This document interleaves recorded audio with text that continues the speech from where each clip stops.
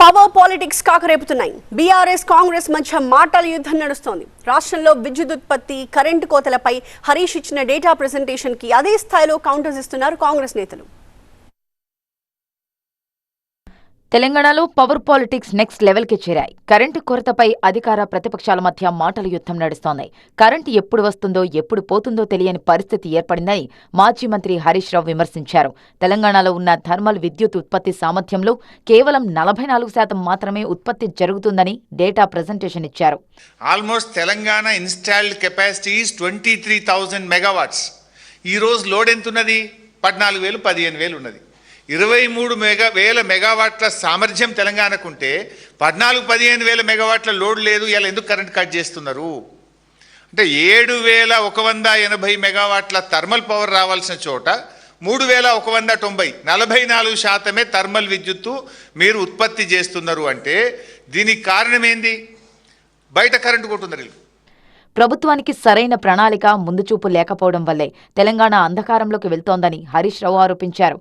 కాంగ్రెస్ తెచ్చిన ఈ అప్రకటిత కరెంటు కోతలతో అటు పొలాలు ఎండిపోయి రైతులు, ఇటు కరెంట్ లేక విద్యార్థులు, వ్యాపారస్తులు ఇబ్బంది పడుతున్నారని మండిపడ్డారు. నువ్వు ఉత్పత్తి చేసుకునే కరెంటు బంద్ పెట్టి బయట ఎందుకు కొంటున్నారు మీరు?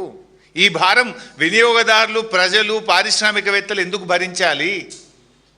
యూ హ్యావ్ ద కెపాసిటీ, కానీ బొగ్గు లేదు అని చెప్పి తాళం వేస్తున్నారు, బంద్ పెడుతున్నారు. బంద్ పెట్టి ఏం చేస్తున్నారు? బయట 80 మిలియన్ యూనిట్ల కరెంటు కొంటున్నారు ఒక రోజుకు ప్రైవేట్ ఎక్స్చేంజ్లో. అడ్డగోల్ కాస్ట్ పెట్టుకుంటున్నారు. అసలు ఇది ఎంత నిర్లక్ష్యం!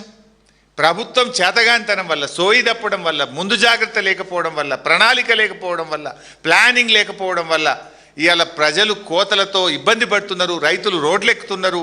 హరీష్ రావు విమర్శలకు అంతే స్ట్రాంగ్ గా కౌంటర్ అటాక్ చేశారు ప్రభుత్వ whip Beerla Ilaiah. Political mileage కోసం రైతుల ముసుగులో బీఆర్ఎస్ కార్యకర్తలే ఆందోళనలు చేస్తున్నారని ఆరోపించారు. మైకుల ముందు గ్రాఫులు చూపిస్తూ కాకి లెక్కలు చెప్పడం కాదు, ఇదే విషయంపై దమ్ముంటే అసెంబ్లీలో చర్చకు రావాలన్నారు ప్రభుత్వ విప్ బీర్లా ఐలయ్య. ఇలా నీ సిద్దిపేటలో, నీ మెదక్లో ఇలా ధర్నాలు చేస్తున్నారు తప్ప ఎక్కడ కూడా రైతు చేయలేదు. ఇలా ఉచిత కరెంట్ ఇచ్చిందే కాంగ్రెస్ పార్టీ. ఇలా కాంగ్రెస్ పార్టీకి వస్తున్న ఆదరణ చూసి ఓర్వలేక ఇలా దొంగ లెక్కలతోటి రోజుకొక కాకి లెక్కలు చెప్పుకుంటా, ఒకనాడు నీళ్ళ మీదని, ఒకనాడు దీని మీదని సిగ్గు లేకుండా మాట్లాడి ఆంధ్ర సంస్థలకు కొమ్ము కాసి ఆంధ్రలో మోచే నీళ్ళు తాగినాం.